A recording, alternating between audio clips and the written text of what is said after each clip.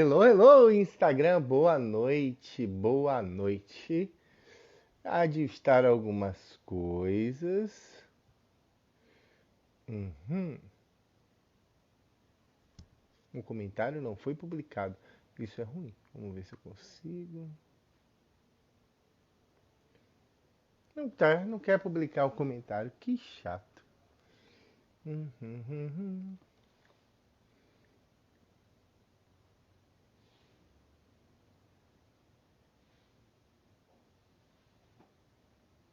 Não quer publicar. Que chato.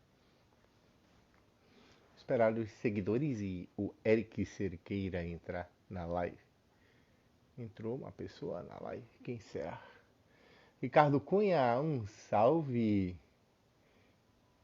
Saudades do meu amigo Ricardo Cunha. Não quer publicar meus comentários. Esse Instagram hoje tá de maldade com a minha pessoa. E aí, Ricardo Cunha, tranquilo? Veio saber porque desde sempre nós somos doutrinados pela televisão.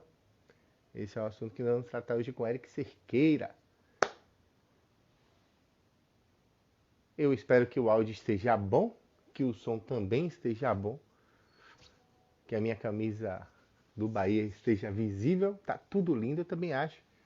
Essa luz da minha cara também tá uma maravilha, tá me deixando iluminado, com cabelinho bonito, feito pelo Darlan Black Barber, da Black Barber Shop. Enquanto isso, eu não posso me movimentar muito no meu layout aqui, porque senão vai balançar tudo. Eu não tenho meu computador aqui perto, mas o nosso convidado acabou de chegar. Junto com ele, nosso amigo Yuri, que está sempre acompanhando as coisas aqui no Instagram. Eu espero que vocês estejam achando legal. Eu preciso me mexer pouco ou me mexer muito, eu não sei. Eu só sei que se eu mexer o fone, balança tudo. Eu vou chamar o nosso convidado, Eric. A gente vai falar sobre a doutrinação. Ele não quer publicar meu comentário, mano. O Instagram hoje está de maldade comigo. Não quer publicar, então tudo bem. Façamos ao seu jeito. Deixe a sua pergunta. Hoje é mais um estudo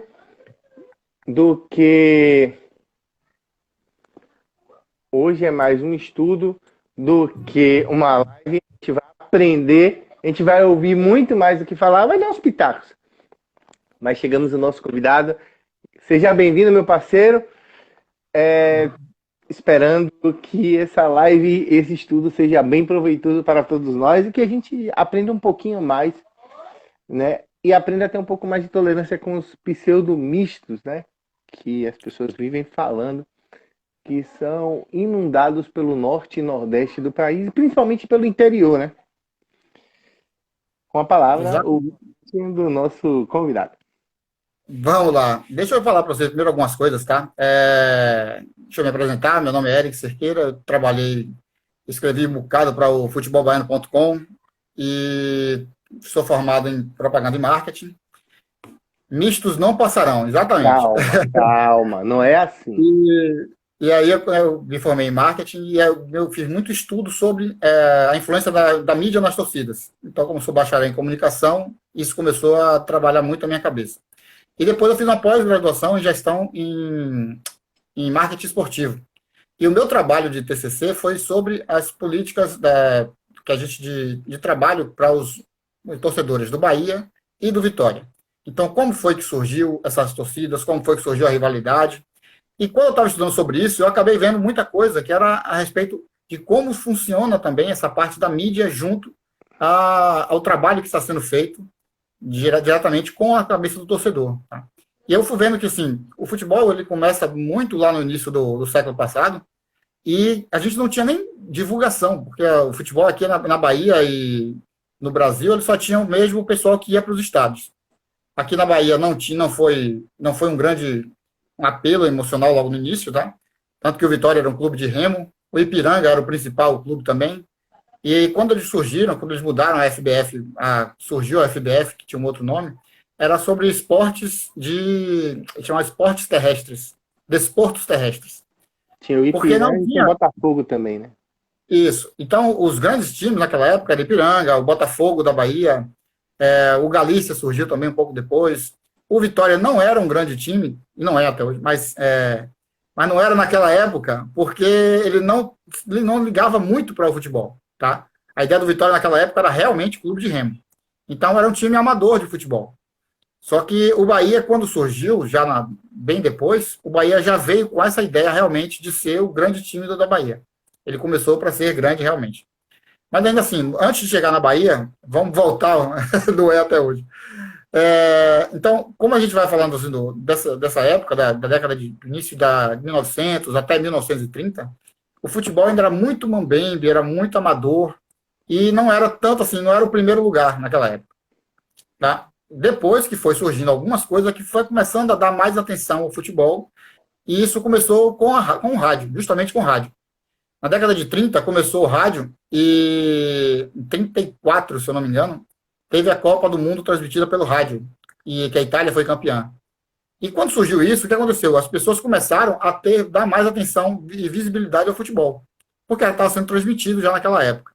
Quem transmitia futebol naquela época era Ari Barroso, que é se vocês forem buscar aí, um grande músico, um grande compositor, um grande cantor da época. E Ari Barroso era o cara que fazia. A gente tem uma rádio aqui em Salvador, que eu não lembro qual é, que tem uma flautazinha quando a pessoa faz um gol, que faz uma zoadinha. Isso é uma referência a Ari Barroso no início da sua primeira transmissão sobre futebol. E essa brincadeira que ele fazia com a gaita. E ele já era da Rádio Nacional, né? A partir de 1932. Em 31, tem um marco no futebol mundial, no dia 1º de janeiro de 1931, que é o nascimento do Esporte Clube Bahia. Exatamente, aqui também.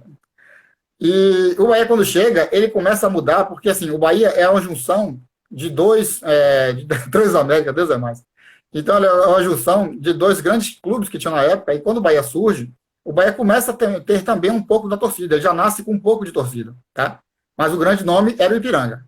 Naquela época, o grande nome era o Ipiranga. Só que aí começou as transmissões de rádio, da Rádio Nacional, lá do Rio de Janeiro, e ele só transmitia os jogos, obviamente, do Rio de Janeiro. Então começou-se a criar muito na cabeça do pessoal a ideia de que só existia futebol para o pessoal do interior, quem fosse os times do Rio de Janeiro. Não tinha transmissão dos jogos do Bahia, não tinha transmissão do Campo da Graça, que era quando o Bahia jogava. E como começou lá no Rio de Janeiro a transmitir, eles começaram a fazer muito isso. Eles transmitiam somente jogos. E... Peraí. Tá. Eu tenho que falar com você e tenho que falar com o pessoal aqui também. Então, eles começaram a transmitir os jogos do campeonato. E o Flamengo cresceu muito a partir daí. Tá? Então, foi na década de 40 para cima que o Flamengo começa a aparecer no cenário nacional. O time do São Paulo, o time de São Paulo, os paulistas, eles começam a aparecer já um pouco depois. Tá? Principalmente para ir Pelé. Tanto que quando organizam o Campeonato Brasileiro, naquela época, em 58, eles queriam fazer o Campeonato Brasileiro, era quase que assim, vamos fazer o campeonato para o Santos ser campeão. Para poder ter uma hegemonia, né? Porque o Santos era um time. Então, assim, eles queriam realmente isso. Mas não conseguiram. Eles não conseguiram, tá? E o Bahia foi, naquela época, e deu uma grande quebrada na transmissão do rádio, naquela época, porque todo mundo esperava que o Santos de Pelé fosse campeão. Pelé tinha sido campeão em 58, no Mundial pelo Brasil, e o pessoal achava que Pelé ia ser o campeão de 59 também. Mas 59 é nosso, tá? Não deu para eles, não. E o que aconteceu? Como o título do Bahia foi já na década de 60, foi em 1960, o último jogo, em fevereiro, então o Bahia começou a virar uma grande estrela nacional naquela época já.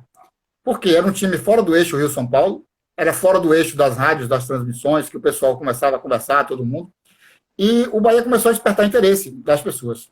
Aqui na Bahia, as rádios estavam começando a engatinhar ainda. Lá em São Paulo começou em 32, 33, mas aqui na Bahia demorou mais. A Rádio Clube, que era um formato que existia naquela época, eles começaram a ter representantes em vários estados do Brasil. Então, em Pernambuco, no Pará.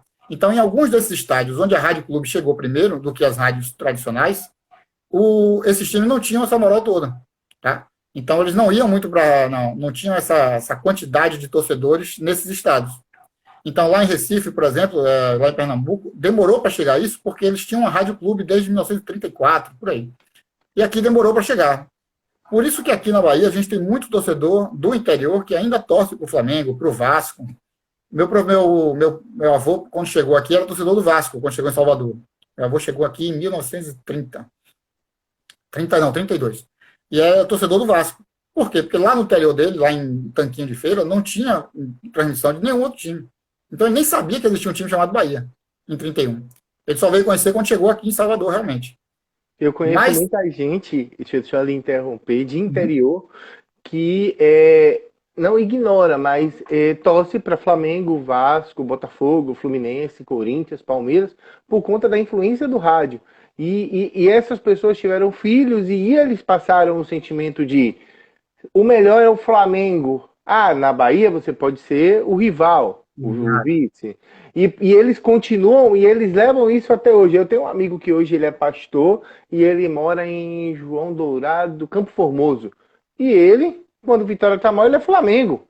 Ah, o Flamengo.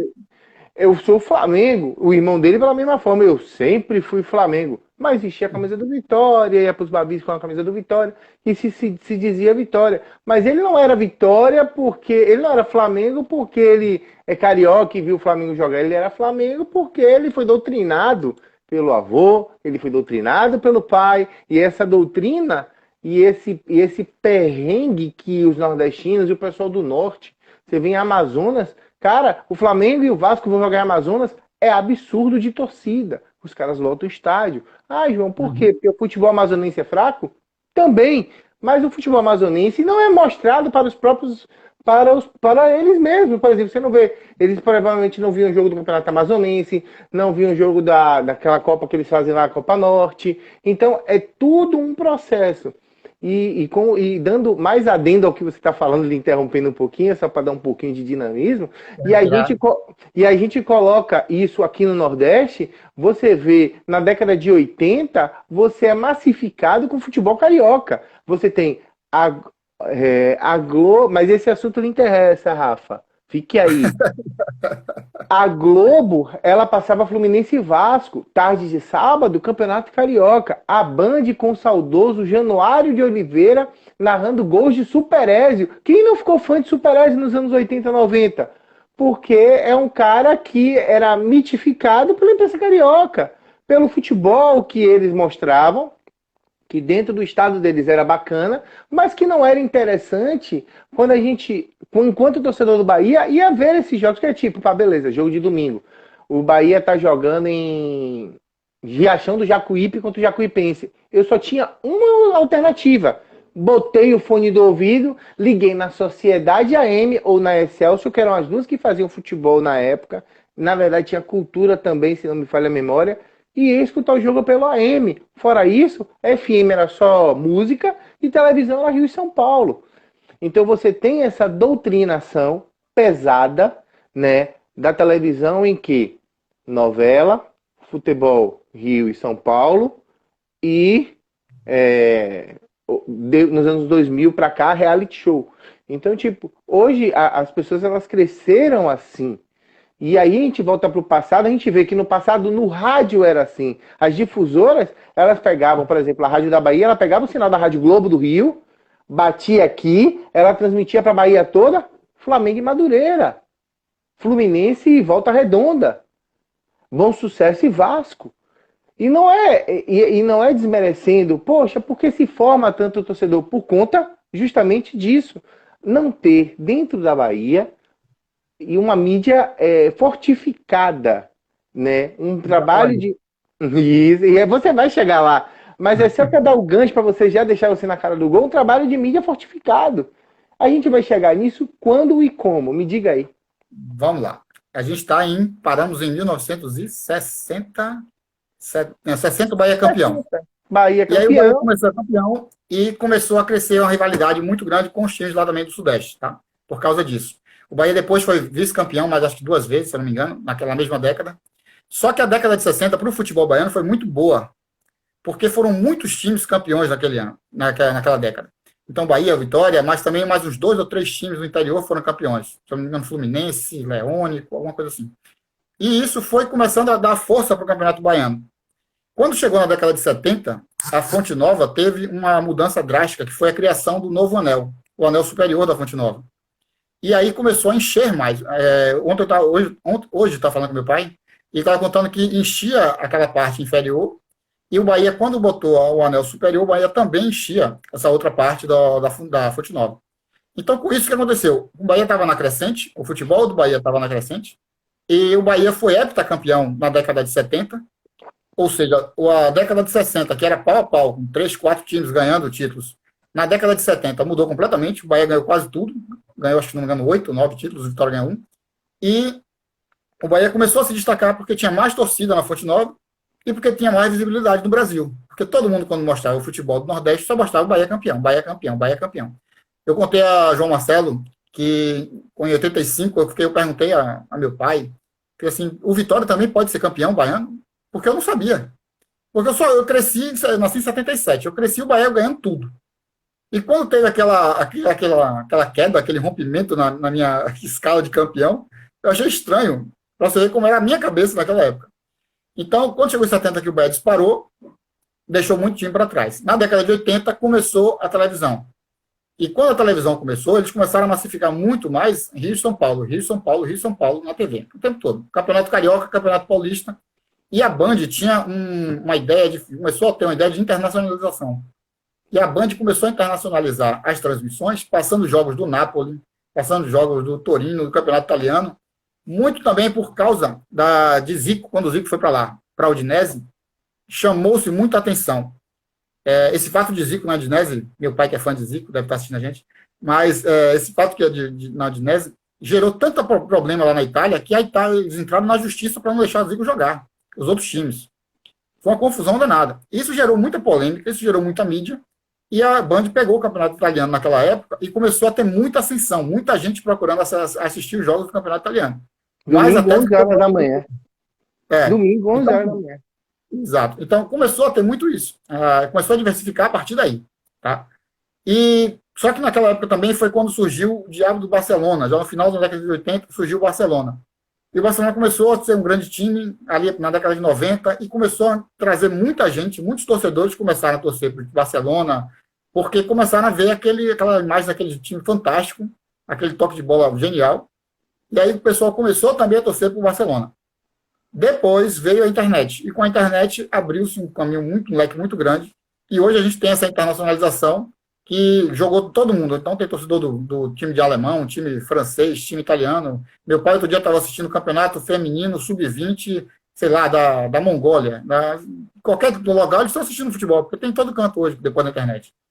Então, e essa desmistificação a gente não pode dizer somente que o pessoal do interior, o vai para casa Tabarel, é uma coisa que a gente tem que falar no estádio lá para abusar o pessoal da torcida do Flamengo que vai para lá do interior, mas é bom a gente entender também que eles estão torcendo para o time dos avós deles, dos pais deles, e eles aprenderam com isso. E eu digo até que é falta de educação. Se o seu filho não torce para o seu time, eu acho que é falta de educação um negócio desse. Não pode acontecer. Eduque. Ensina o seu filho também que ele pode andar e ele jamais se desviará. Isso é bíblico. O pai tem que botar o filho no caminho correto das coisas. Correto, sempre. Então, assim, isso que você está falando, dessa massificação que teve, não era somente porque eles estavam naquele local. Foi porque naquela época começou a subir muito também na mídia a parte de grana, cara. Então, essa parte de dinheiro começou a falar mais alto. Como o Flamengo já tinha se disseminado por causa do rádio, eles não tinham tanta opção a não ser mandar jogos do Flamengo para a televisão, porque aí todo mundo sabia que ia assistir. Eu fiz uma campanha em 2013, se eu não me engano, acho que foi 2013, eu fiz uma campanha no interior da Bahia e estava passando o jogo do Bahia num dia e o jogo do Flamengo. Eu fui em 4 lugares que estavam passando no meio da rua lá, telão e tal, para assistir. Eram 3 do Flamengo e 1 do Bahia. Então a gente estava no estado da Bahia, Tancredo Neves, o município. Eu ganhei até a eleição lá, como prefeito, que eu trabalhei. E a gente começou a trabalhar lá, só que não tinha ninguém torcedor do Bahia. Então eu tive que rodar um bocado de carro para achar um local para assistir o jogo do Bahia. Porque dos 4 bares que tinha na cidade, 3 estavam passando só o jogo do Flamengo. Então essa doutrinação vem de longe, não é uma coisa assim. E não é uma doutrinação, digamos assim, ideológica. É muito mais mercadológica, entendeu? É muito mais o cara fazer porque vai dar dinheiro. O Bahia agora começou a despontar, teve com o pay-per-view, e começou a chamar a atenção de várias partes do Brasil. Porque eu não sabia que tinha um time na Bahia, no Nordeste, que ia ter essa fonte de renda tão grande para o pay-per-view, como foi o Bahia em 2018, por exemplo, que bateu picos lá e bateu até Flamengo em alguns jogos. Então, isso vem de longe, não é uma coisa de agora, não é uma coisa de, eu quero torcer para o Flamengo, porque a partir de agora eu gostei. Agora, tem muita gente também que foi o pessoal sazonal, torcedor sazonal. Então, na época de Pelé, muita gente era Santa Cruz e Santos. Porque via Pelé jogando e Pelé fazia um malabarismo. Pelé era fora de série. Pelé era fora de série. Tem esses fora de séries que vão trazendo. Então tem Pelé, depois tem o pessoal do Palmeiras, começou muito com... Academia, com a Ademir da Guia. Com a Ademir da Guia. Então, quando teve aquela academia, começou muita gente a torcer. E São Paulo com os menudos. Isso. Meu pai estava contando um negócio interessante, que assim, o campeonato charmoso daquela época, o importante para você era torcer para um time carioca. Não era torcer para um time paulista. Aí eu fui dar uma estudada hoje para ver por que o time paulista não tinha essa moral toda ainda. É porque o pessoal do Rio, eles tinham mais força, que era a Globo, do que a Bandeirantes. E a Bandeirantes, que era paulista, ela mandava para muito menos lugares os jogos lá de São Paulo. Depois que a Globo foi chamando a atenção, quando surgiu a democracia corintiana, que aí chamou a atenção, que foi na época da ditadura militar, e o presidente do Corinthians era ligado à Arena, que era do governo militar. E aquilo ali começou a criar muito a ideia de assim, vamos torcer para o Corinthians, porque torcer por o Corinthians virou um ato de rebeldia. Porque eles estavam desafiando a ditadura militar, o nome do movimento deles era Democracia Corintiana, que era uma coisa voltada para o futebol, só que o nome democracia, no meio da ditadura, começou a chamar a atenção do Brasil todo. Então, muita gente passou a ser corintiano a partir daquele tempo ali. E foi um período que o Corinthians passou muitos anos sem ganhar nada, numa fila desgraçada, e ainda assim começou a crescer muito em número de torcedores, justamente por causa dessa democracia corintiana, por causa dessa força que teve esse movimento. Entendeu? Verdade. Então, e foi quebrada, e essa hegemonia foi quebrada em 77 com um gol de Baltazar na final do Paulista contra a Ponte Preta. E foi meu tio me chamava de Baltazar até o final da vida dele, ele sempre me chamou de Baltazar, o artilheiro de Deus. E tem um vídeo muito interessante que você pode procurar na internet. Mesmo você sendo um bom zagueiro. Vamos deixar isso claro. Vamos deixar isso claro para quem nos ouve. Mesmo você sendo um bom zagueiro, você era o artilheiro de Deus. E fazia seus golzinhos lá na frente também. Já fiz alguns. E aí teve isso, né? Teve essa força corintiana, e depois veio a época dos menudos lá do São Paulo. Do São Paulo, que foi importantíssimo. Tem uma galera entrando e saindo. Enquanto você vai aí, vá beber água, dar um salve aí pro povo que entrou. Entrou Neylan, entrou o Eric. Entrou uma rapaziadinha. O Neylan tá aqui, já deu um aceno. O JP entrou. A Heloísa, o Samuel, Fabiano. Bem-vindos. A grande questão da gente estar falando tudo isso é para que vocês entendam que o misto, ele não pode ser maltratado. A grande questão é essa. Em épocas de politicamente correto, pior ainda. Entendam. A gente trabalha... Hoje, por exemplo, o Eric citou um fato importantíssimo, que era o campeonato italiano na Band. Cara, eu vi Maradona jogar pela Band. E acho até hoje, é a opinião polêmica da live, que Maradona, pra mim, é o melhor cara de perna, melhor 10 de perna esquerda que eu já vi jogar em todos os tempos. Então, porque eu vi o campeonato italiano na Band, eu vi Maradona destruindo na Band, vi aquele time do Milan, eu vi vários times excelentes. E assim, se eu dissesse assim, poxa, você gosta de quem? Eu gostava da Juventus, mas eu adorava ver Maradona jogar. Então, a galera do meu tempo gostava de ver Zico jogar. Outras pessoas, meus primos, eu tenho um primo que é flamenguista, que mora em Maceió, mas que hoje ele é CSA e Flamengo, ele era fã do Zico. Meu tio é fã de Roberto Dinamite. Meu pai é fã de Zico. Quem nunca se encantou com Romário, que atira a primeira pedra? Eu tava na live que eu fiz com o João Marcelo, ele comentou sobre o jogo que Romário fez 3 gols em cima dele. João Marcelo tem pesadelos com Romário até hoje. E outra... eu vou entrar em defesa de João Marcelo. Eu procurei esse jogo para rever. Na minha entrevista tem trechos desse jogo. Desse jogo. Prefiro o Pantico, eu prefiro o Potita. O ataque de anões. Eu revi esse jogo e, nosso amigo Zanata, deixou o João Marcelo em maus lençóis. Porque é ele que tinha que ficar fazendo aquela cobertura. Ele tava lá em cima, ó, louro, bonito, pá, ó, só de Ele quebrada botava. aí. E Mas, deixava o João, nosso amigo. E ele deixou o num nosso jogo, amigo você acha que ele ia se Marcelo, matar ó. com o Romário? Tanto que depois ele foi pro Palmeiras, né? Ele alçou voos dentro a época excelentes para um jogador de Ele jogava futebol. muito. Donata jogava muito. Jogava, cruzava com a mão. Na cabeça de bobô direto. Era sacanagem. Mas defendia mal. E eu tava doido para Defendeu falar isso mal, com ele. defendeu Eu mal. tava doido Mas para cutucar ele, mas você ia ele cornetar o cara 20 anos, 30 anos depois. fácil, fácil. Eu cornetei João Marcelo, que é meu amigo, eu não vou cornetar Zanata. Mas Ave menino, Maria. fácil. Cornetava fácil. Cornetei Naldinho, tadinho, baixinho, pequenininho, jogava demais. Grande Dia Almeida. Rapaz, esse dia aí, o cara tem história. Viu? Esse homem jogava muito lá no 2 de julho. Pegou baba com a gente no 2. Você foi também no 2 de julho comigo, foi? Fui. Fui no 2 de Não, não julho, a gente foi. jogou bola no Wet Wild, jogou bola em um bocado de lugar. A gente jogava era bola, né? A gente jogava onde? Lá em Pituaçu. Não, a gente já jogou em Pituaçu, de uma eleição debaixo de um pé d'água, onde o zagueiro pisou em meu dedo, que nunca mais voltou pro lugar. Ô menino malvado. Puxa. Mas voltando. Então, quando você tem a experiência de televisão, você se apega aos caras de fora. Imaginem vocês o seguinte. Grande Luiz, aí, ó. Cearense que mora em Maceió, que trouxe pro São Paulo. Tudo isso. Pensa aí que ele, na época quando ele nasceu, ele só recebia o quê? São Paulo. São Paulo Rapaz, bicampeão. Emerson Ferretti, um salve. Ave Maria. Já Meu ganhei. ídolo. Se ele falar um oi, aí eu já choro. 92 e 93, quem não torceu pro São Paulo 92 e 93, o Bimundial de São Paulo? Quem não torceu para aquele time? Maria. Contra Barcelona de Koeman e Stoichkov e Romário e contra o Milan de Baresi e Maldini. Tinha dois timaços. Você ia torcer contra? Você é maluco.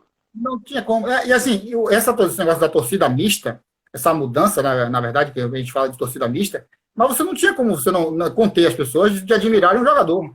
Então, por exemplo, Emerson Ferretti foi o cara que me deu mais raiva Olha aí. naquele jogo contra o Juventude, e depois foi o cara que veio para o Bahia e que virou o ídolo do Bahia.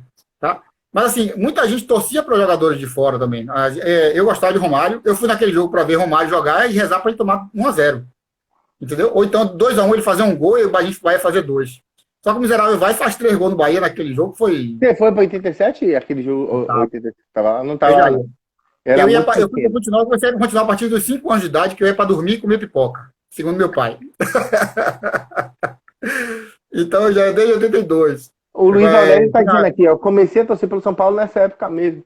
Quantos São Paulinos foram formados no Nordeste? Porque, tipo, vamos lá, o Luiz era pequeno e provavelmente morava no Ceará. Lá ele tinha Ceará, Fortaleza e Ferroviário. Um pouco mais fraco, o Icasa, o Guarani de Sobral. E aí você tem esses 5 times. Nenhum deles fazendo grandes campanhas. Né? Nenhum na Série A. Nenhum na Série A. E aí você termina trabalhando com o psicológico do cara e vai assim, ó, pô, meu time não ganha nada, eu vou torcer pro time de fora. Quem é que tá ganhando tudo? Os caras, imagina, o cara assistia um jogo, lá tinha Silas, tinha Pita, Raí, tinha Miller. Era o São Paulo daquela de 86, era uma seleção, bicho. Aliás, aqueles times de 86, 87, 88, se você vai pegar aquilo ali, só tinha gigante jogando bola. Tudo lenda ali. A adolescência, eu torci também. Então, assim, era muito forte a força dos times paulistas e dos times lá do Sul por causa disso. Você via na Bahia, você tinha o Bahia quando foi campeão em 89, ele mudou completamente, assim, porque o eixo do Rio-São Paulo, você tinha um São Paulo que tinha essa galera toda, Pita, Raí, como eu falei, você tinha um Flamengo que foi campeão em 87, com Zico. O Flamengo era tão ruim que saía Zico e entrava Marcelinho Carioca. Entendeu? Então, mas só para você ter uma ideia de como era a força daquele time ali. Meu amigo, a gente tem uma semifinal de 88 contra o Fluminense dentro da Fonte Nova com o Assis e o Washington. E que todo mundo queria, todo mundo queria ver esse cara.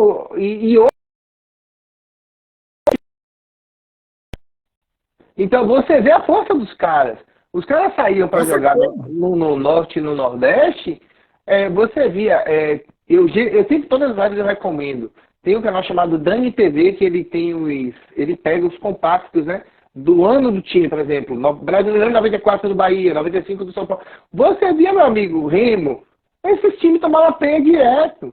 Quando ia jogar em São Paulo, no Rio, no Sul, em Minas, era peia. Mas quando ia pra lá, tomava peia, mas era 2-1, 1-0. Era apertado. Então esses caras vinham pra Bahia, jogar com Bahia, achavam o quê? Quem sou eu? Aqui sou o Washington, aqui é o ataque do Fluminense, não sei o quê. Toma peia. Não, não é só isso, não. Você pega a seleção de 89, outro dia eu comentei até no Instagram, tinha um cara lá que botou uma foto da seleção de 1989. Cara, tinha 4 jogadores do Inter. Eu falei isso com o Marcelo, João Marcelo também. 4 jogadores do Inter. Aguirre, Luiz Carlos Vinck, Tafarel e Nilson. Eram os 4 que estavam lá.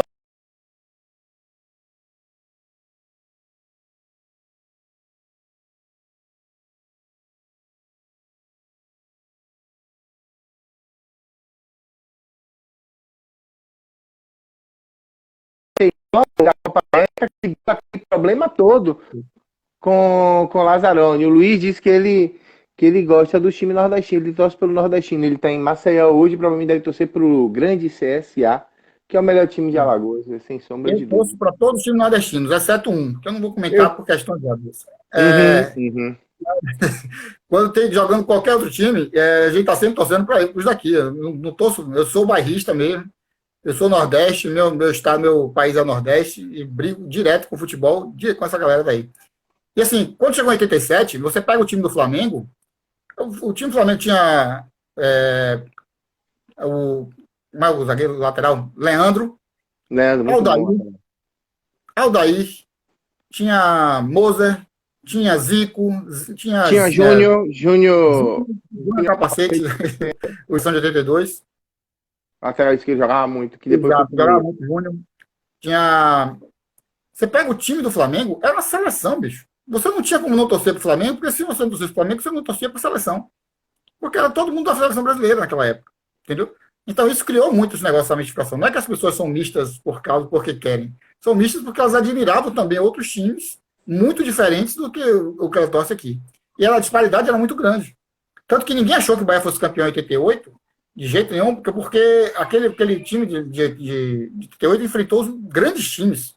Enfrentou um Fluminense fortíssimo, enfrentou o Internacional fortíssimo, enfrentou o Flamengo, muito bom também. Então a gente foi campeão em cima de grandes nomes. Todo mundo ali. Você pega o Vasco de Dinamite, tinha o Flamengo de Zico em 87. Você tinha o tempo todo você pegava aqui. O próprio São Paulo, que foi derrotado pelo Bahia no Morumbi, com gol de Zé. São Paulo que já era um timaço também, com Silas, com Miller, com... E aí deu 1-0 lá, e aí a gente ficou... E aí eles ficaram em choque, caramba, o que é esse Sabe Bahia? Quem ganhou aquele ano? O Sport. 1-1 e 0-0. O Sport 2 vezes, se não me engano, 3 ou 4 vezes aquele ano. A gente jogou com o Sport, a gente não ganhou nenhuma, foi tudo empate. E então, outra, assim, a gente fala do futebol de Pernambuco, você voltar nos anos 60, o Náutico foi vice-campeão brasileiro, o Fortaleza bateu na trave. Então, você tem um histórico lá atrás de times que ninguém conhecia e que iam chegando.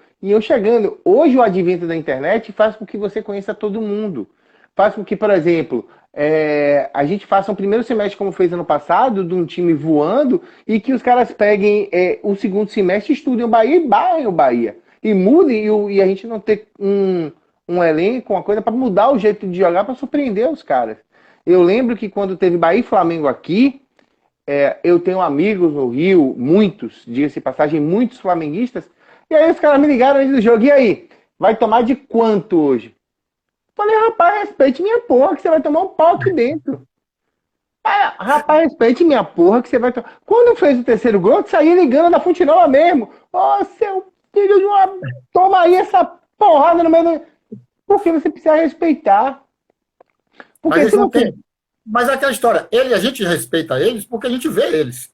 Eles não respeitam a gente porque eles não veem a gente. Você foi para Santa Catarina, você chega lá, você não ouve falar do Bahia, do Vitória, em lugar nenhum, bicho. Jornal nenhum fala sobre Bahia, sobre Vitória, sobre esporte, sobre náutico. Eles vivem um país dele lá, o Sudeste. E aí eu vou contar uma experiência que eu tive em Minas. Minha mãe faleceu em 2006. Final de 2006, final de 2006 para 2007 eu fui para Minas. A gente sabe que aqui o SBT local, ele não é uma sumidade relacionada a esporte. E aí, tipo, eu chego lá, meio-dia, boto SBT. Eric, você travou? Não, tô aqui. Caramba, você tava congelado, velho. Tô lendo aqui. O SBT, que não é uma sumidade de esporte, eu tava no interior de Minas, numa cidadezinha aconchegante chamada Itajubá. Fria. Beleza, tá lá eu em Itajubá, falei, vamos ver um programa de esporte daqui, né? Vamos ver. Vi o Globo Esporte. Todo falando de Minas, um bloquinho de 2 minutos nacional. Por exemplo, teve um jogo de não sei quem contra não sei quem, os caras mostrou um pedacinho e fechou lá. Minas. Depois acabou o Globo Esporte, aqueles 10 minutinhos normais. Pô, cacei outro programa, caí no SBT. Meu velho, um programa de 1h30 e pasmem. Só futebol mineiro. Só futebol. Eu sabia, eu aprendi o que era o RT, Guarani de Palhoça, Boa, Ipatinga, e não sei quem, e via jogo da série A2, A3, A4, eu via time de VAR. Já fiquei assim, ó. Peraí, cadê? Eu até pensei, cadê Flamengo? O que tá acontecendo com o Flamengo? Não tem Flamengo aí? Diferente, pô. O mineiro, ele vive na capital Atlético e Cruzeiro, nos interiores, a massificação da TV é futebol de Minas. Vá pro Rio Grande do Sul. Vá pro Rio Grande do Sul. Os caras é Grêmio e Inter, meu amigo. Se você for... Por que é isso? Porque, tipo, hoje os caras acham que é bonito ser feio. Se ser feio, eu torcer pro time de fora. Desculpa, se você torce pra um time de fora, eu te respeito. Mas, tipo, cara, não discute futebol comigo, porque, tipo, você tá num nível abaixo. Porque você tá olhando... Você não tá olhando pra valorização da sua casa. É como se você tivesse uma mulher e admirasse a mulher do vizinho. Eu tenho um amigo meu que ele torce pro Flamengo, aí eu fico abusando direto com ele aqui. E aí quando a gente conversa de futebol, ele fala, lá vem ele dizer que eu não posso torcer pro Flamengo porque eu sou baiano. Eu falei, bicho, como é que você vai gritar? Eu sou campeão carioca morando no Palmiúdo. Que desgrama de carioca do Palmiúdo é esse? E logo da onde? Logo aonde? Você é o carioca do Palmiúdo? Como é que pode uma porra dessa? Não existe isso. Aí eu sempre falo com ele, a gente brinca sobre isso, mas assim, eu entendo por que ele torce pro Flamengo, porque os pais dele torcem pro Flamengo. O avô dele provavelmente era flamenguista. Então, assim, você não tem como ficar querendo segurar essa galera. Bahia 1931 oficial. Rapaz, eu adoro o Twitter Bahia 1931. Não sei se é esse que fica postando coisas antigas da história do clube. Esse Instagram do Bahia 1931 é excelente. Sigam, tem mais de 30 mil seguidores. Eles fazem camisas personalizadas, bonezinho. Ah, sim, lembro. Então, muito tipo, legal. Jorginho Bahia entrou também. Um salve, meu parceiro. Então é isso, cara. Eu acredito fielmente que de um tempo para cá a gente começou a ser massificado com o futebol baiano. Mesmo com o nível técnico baixo, a gente precisa valorizar. Um salve, meu parceiro. Que aí, pode ficar aí que o tema é bom. Mesmo sendo um nível técnico ruim, e aí a gente não pode negar e mensurar isso, mas a gente tem que valorizar a própria terra. A gente tem que valorizar o que é feito aqui. Por exemplo, eu vou dar um exemplo clássico. 90%, 99%. Um abraço, meu irmão. Volte pro plantão. Continue salvando vidas. E vocês que não salvam vidas, fiquem em casa, por favor. Obrigado. Você pega e dá gosto de ver, por exemplo, quando a dupla Bavi joga em Salvador, um jogo do interior passando na televisão. Porque o cara que vai ver, ele vai ver, pô, tem um time em Conquista e tem um time em Poções. Saudade do time do Poções. Eu vivo falando aqui que os grandes times do futebol baiano das antigas deveriam voltar. E aí eu cito Poções, Camaçari, Jequié, o Cruzeiro de Cruz das Almas. Deixa eu só fazer uma dentro aqui. Você está falando de Camaçari. Eu falei ontem eu estou fazendo um trabalho para um cara que é candidato lá em Camaçari, é prefeito de Camaçari. E aí a gente está conversando ainda, negociando se eu vou ou não fazer campanha com ele e tal. Mas eu falei com ele uma coisa bem interessante que ele não tinha parado para pensar. Você já reparou que o Camaçari tem o polo petroquímico de Camaçari, tem a Cofic Polo, que reúne todos os grandes industriais, e não tem nenhuma indústria do polo patrocinando nenhum time de Camaçari? Porque o que acontece? As empresas vêm para cá, terceirizam o marketing, deixam o marketing lá em São Paulo, ou no Rio de Janeiro, onde é a sede deles. Eles só abrem aqui a indústria aqui. Eles vivem aqui, poluem aqui com a desgrama, e não ajudam os times daqui, não ajudam o Camaçari, o camaçariense, não ajudam nem a cidade em si a mudar isso. Entendeu? Então, o que acontece? Alberto Oliveira está largado as traças. Pois ano passado, há um ano eu estava lá em Camaçari, passei no Alberto Oliveira. Eu não naquele campo ali. Aquele campo é enorme, cara. Não conhecia. Fiquei emocionado só de estar. Eu fiquei emocionado só de estar na porta do estádio. Eu fui lá, cara, e a gente foi ter um campeonato dos funcionários públicos, e aí eu estava trabalhando na fundação, na parte de cultura, e a gente foi lá, eu nunca tinha jogado lá naquele campo, eu achava que era normal. E você chega no campo, você acha que ele é pequeno, que ele é diferente do Pituaçu. Capacidade para 15 mil pessoas. Imenso. Cara, ele é enorme, aquele estádio é enorme, aquele campo é muito grande.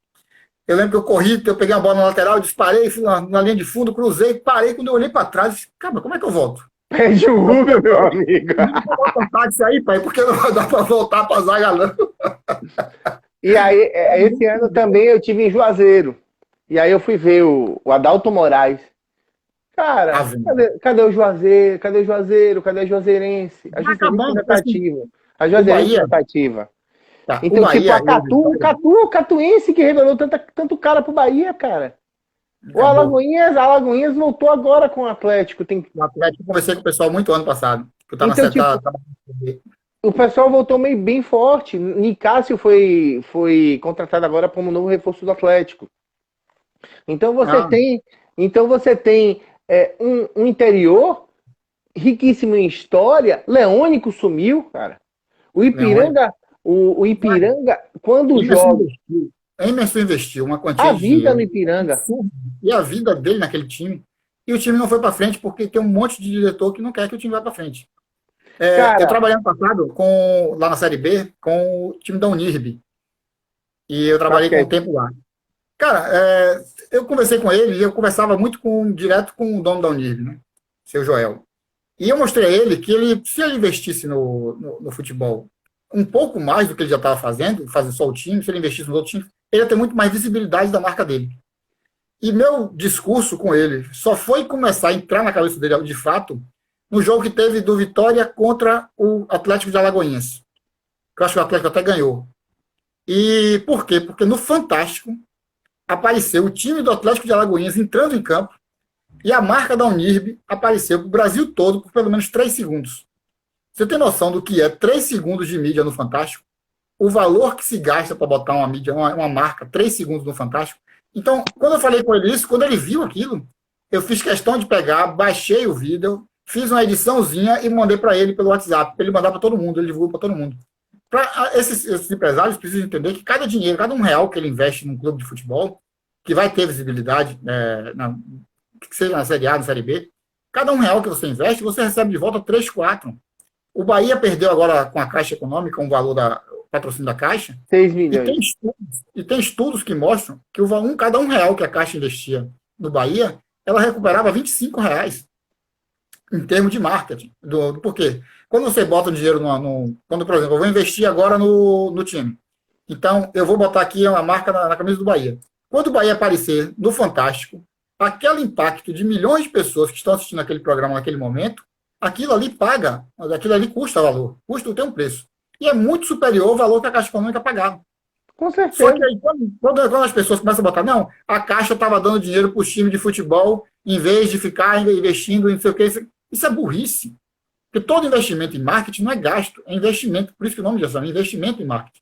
Todo valor que você investe numa marca, que você investe no produto, quando eu estou vendo aqui Guaramix na sua camisa, eu não sei nem se existe ainda Guaramix, mas está aí na sua camisa. E era gostoso, eu gostava do Guaramix. Mas quantas pessoas estão vendo a marca do Guaramix nesse momento? Quantas pessoas estão passando na rua e vendo gente com camisa com Guaramix? Porque isso é um retorno da marca. Você investe um valor e esse retorno de marca é exatamente isso. É por isso que as pessoas pagam o patrocínio para sair no carnaval.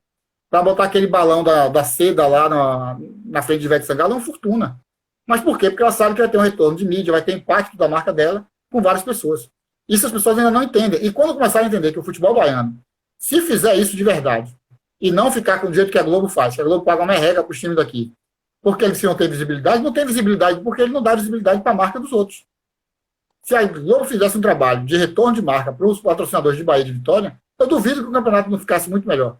Se tivesse dinheiro para todo mundo. A grande questão passa por cultura e passa por entendimento. Quando a gente fala que passa por cultura, é que eu vou tomar Juazeiro como exemplo. Juazeiro, em 2002, fez o finalista do Campeonato Baiano, que foi o próprio Juazeiro. Eu lembro que essa final foi uma quarta tarde, foi um dia de tarde, e houve um calor desgraçado, e os caras botaram o jogo para a Bahia toda. Eu assisti o jogo aqui. O Bahia de Nonato e Robigol. Eu nunca vou esquecer esse Campeão jogo. do Copa do Nordeste. Campeão da Copa do Nordeste daquele ano. E o time do Juazeiro revelou alguns nomes, e esses nomes saíram para outros clubes, e esses caras fizeram um papel interessante. E dá a eles uma visibilidade, deu a eles uma visibilidade. E aí eu vou vou trazer a história para o ano passado. Ano passado o Jacuipense ou foi a Juazeirense? Foi a Juazeirense.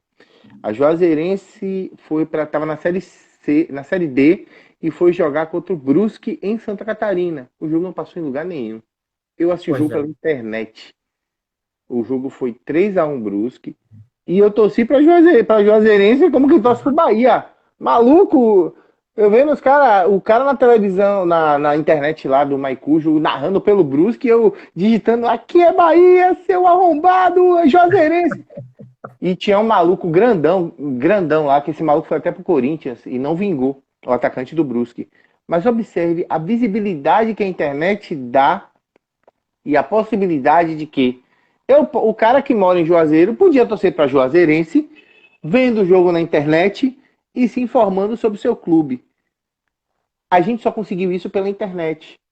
Mas imagine em lugares onde o futebol é mais fraco. Eu vou dar um exemplo. Um estado grande que o futebol não é tão forte. A Paraíba. A Paraíba tem Botafogo, tem Campinense e tem 13. Ambos na Série C.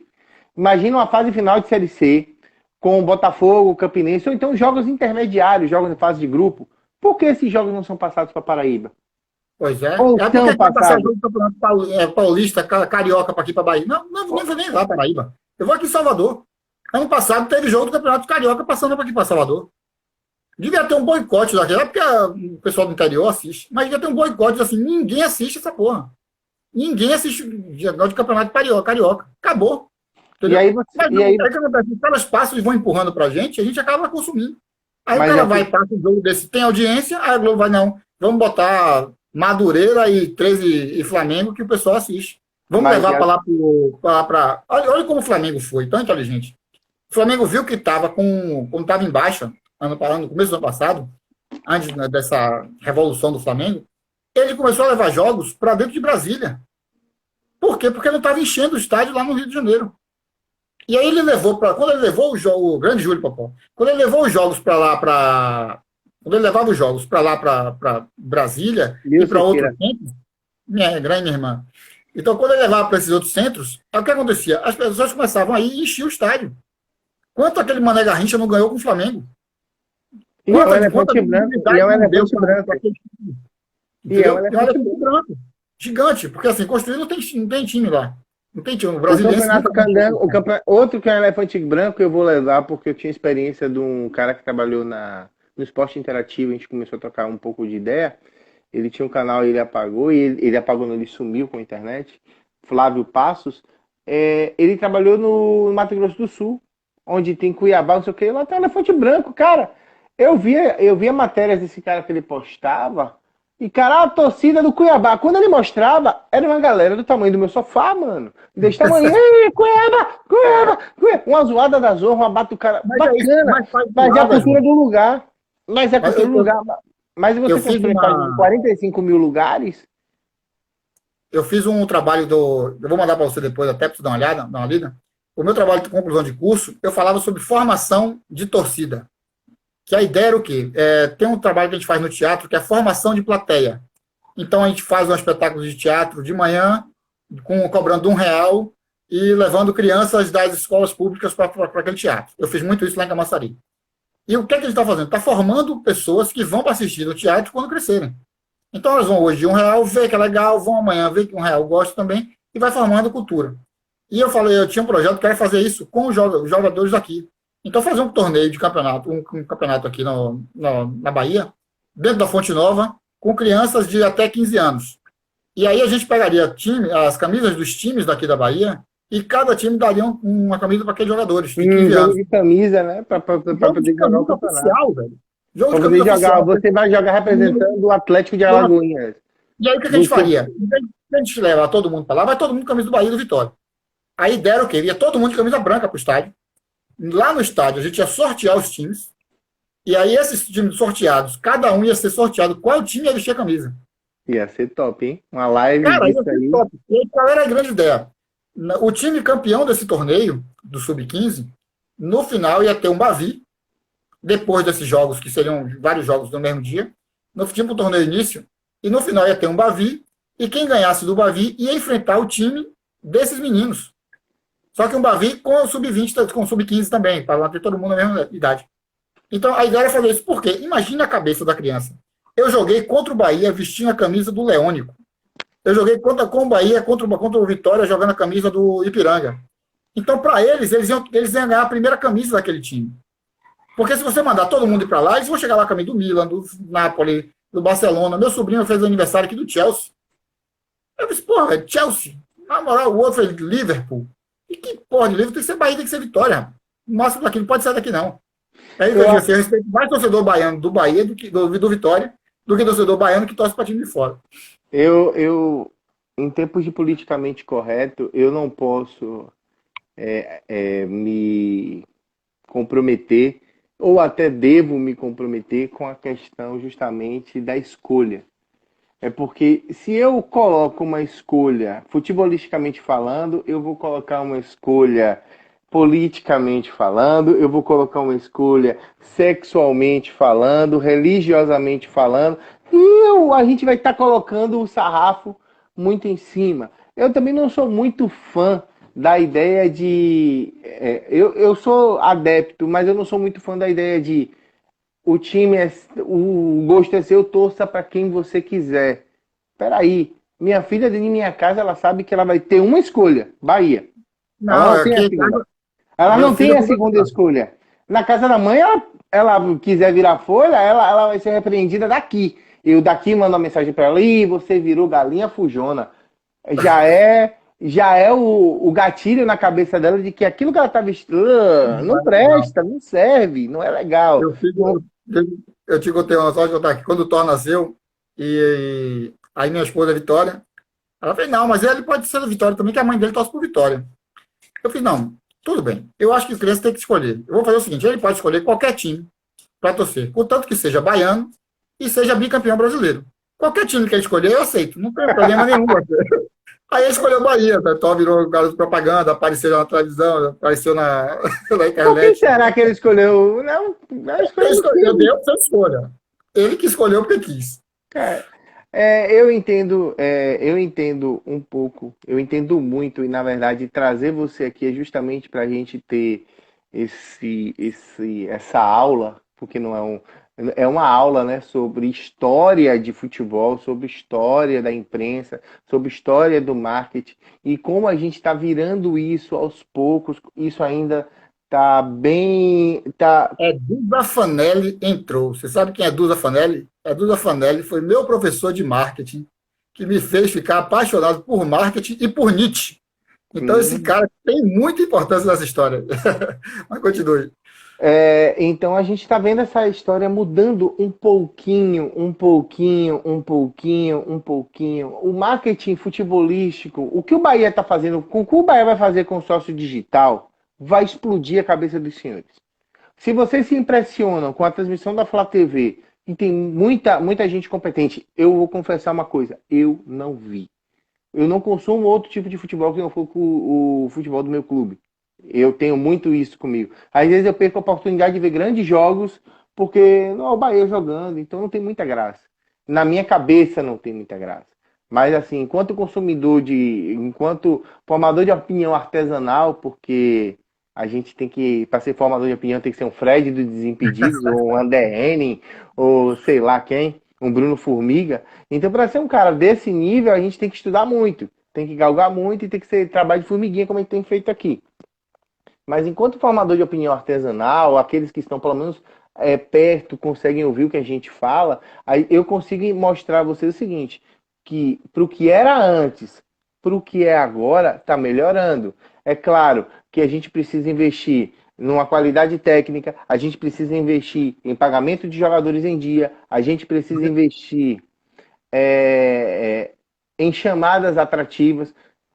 Há 2 ou 3 anos atrás, a TV Anhanguera de Goiás fez uma chamada sensacional para a final do Campeonato Goiano, ou para um jogo de semifinal entre Goianésia e Atlético, usando o videogame. Pegou a tela do Super Nintendo, botou lá o símbolo da TV Anhanguera, mostrou o jogo, ia ter a Goianésia e Atlético. Eu que não sou adepto de nenhum dos dois, fiquei curioso só de ver o jogo, por causa da chamada. Então, tipo, você falou um negócio de mudança de cultura, deixa eu contar só uma história. Eu fui aluno de Jorge Avancini. Monstro. Monstro. E Avancini me ensinou uma coisa, e eu ensinei uma coisa a ele muito legal. Ele estava dando aula sobre formação de sócio-torcedor, a importância e tal.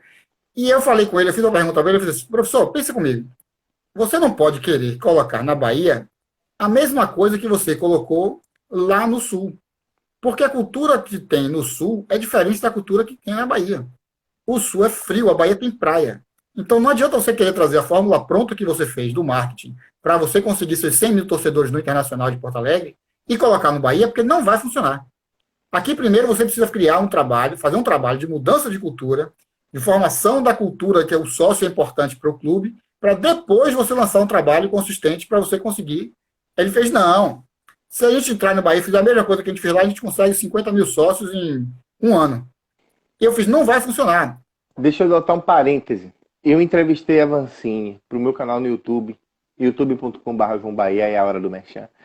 E ele disse ele ficou muito marcado negativamente por algumas coisas que ele disse. Uma delas foi: eu não consigo competir com o sócio torcedor porque na Bahia tem praia e tem pagode. Ele tá certo.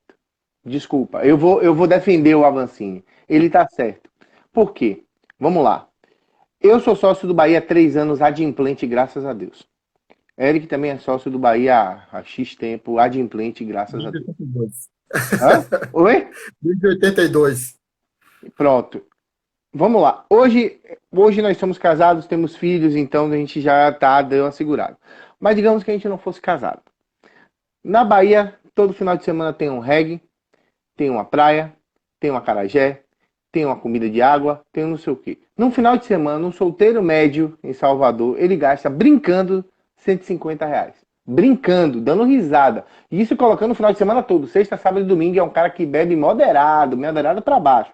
50 conto por dia. 50 na sexta, 50 no sábado, 50 por domingo se ele não for para nenhum show. Se ele for para algum show, ele dobra esse valor.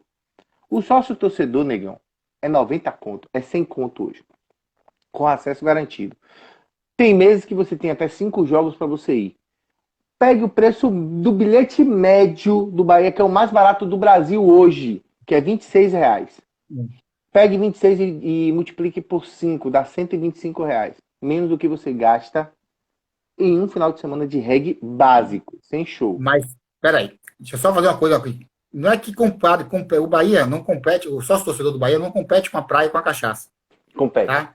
Compete, porque tem gente que deixa de ir para jogo para comer água, para poder pegar piriguete no paredão do Doron. Vou te explicar por quê. Porque assim, o dinheiro que vai para o futebol é diferente do dinheiro que vai para a cachaça. E olha que louco isso. Eu fiz uma pesquisa na época que eu fui fazer o trabalho, e aí eu fui buscar não tenho aqui agora, mas qual era a porcentagem de pessoas que não iam virar sócio porque não tinham dinheiro para virar sócio. Sabe qual é a quantidade? Chute aí. O pessoal diz assim, não, eu não vou porque eu não quero ser sócio, porque eu tenho outros compromissos, porque eu não posso. 10%. Por aí, brother. Mas agora eu vou... Agora você sabe por quê? Porque qual é a ideia das pessoas? O que é que eles não entenderam ainda? E a gente está entendendo aos poucos. Avancini foi o cara mais importante da história do Bahia. Olha que loucura, estou falando agora, em termos de marketing. Peraí, calma. Segura.